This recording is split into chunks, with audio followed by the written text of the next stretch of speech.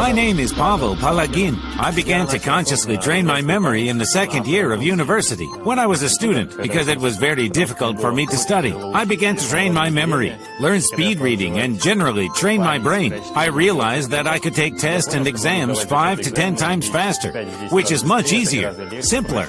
Today, Pavel Palagin is considered one of the leading experts in Russia, teaching speed reading and memory development.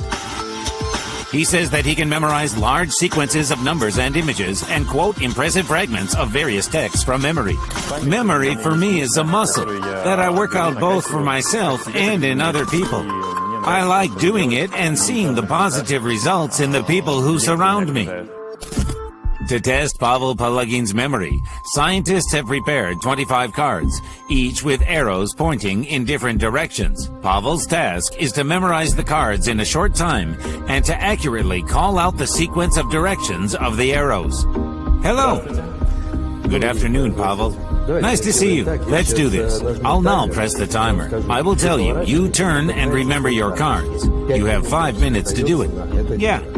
Are you ready? I'm ready. Let's go.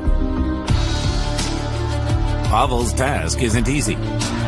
There are actually more objects to remember than it seems at first glance.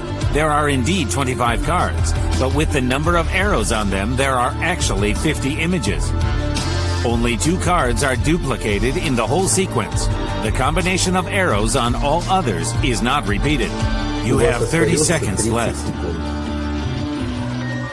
While Pavel tries to sort his memories, the experts decide to immediately confuse him.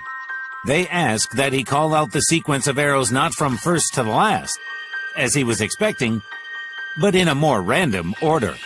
The third row. Yeah, the last card. The last card. Yes, we have it there. Up and left. Correct, correct. Excellent, yes. So name the bottom row and the first card from left to right. Yeah. Fifth row, first card, this is up and right. Correct, exactly. The third row, okay? And the third card, if you count left to right. Such an interesting direction. It's a turn and a turn. Correct. Now voice the sequence to us, here, from the top row to the bottom one, from left to right. From left to right, the top row. There we have turn, up. Then left, left. Then turn, right. Then down, right. And turn, up. Next row. Turn, right, left, down, left, turn, then up, down, right, right, right, turn, down, turn,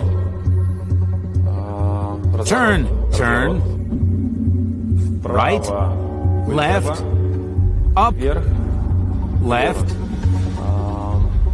then it's left, turn. The fourth row is now going right, left, up, up, right, up, right, up, and turn, turn. And then we just have up, right,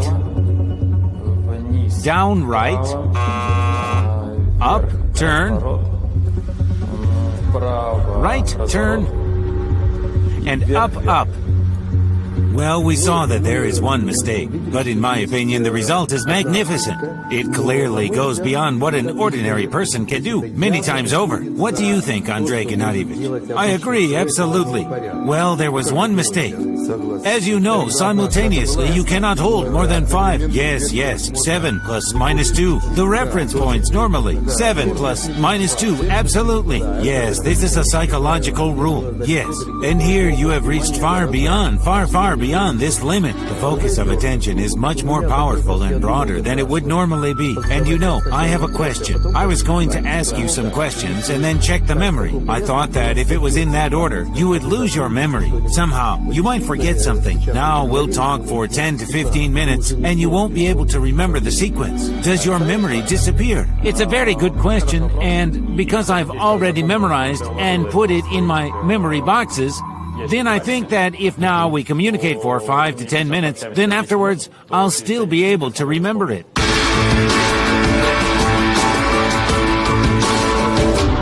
For me, it was a challenge. It was an assignment. I've never memorized so many directions in my life. It was really interesting that I made the one mistake exactly at the moment when I was being told how much time was left. The focus of attention slightly shifted, and because of that, during the first attempt, I mixed up one direction. It was a difficult task. I'm glad that I managed it. This is my personal game, my personal challenge, so to speak. Even though there was one mistake, the scientists agreed. Pavel Palagin has managed to develop a truly extraordinary memory. But will the experts recognize it as phenomenal? That we will find out a little later.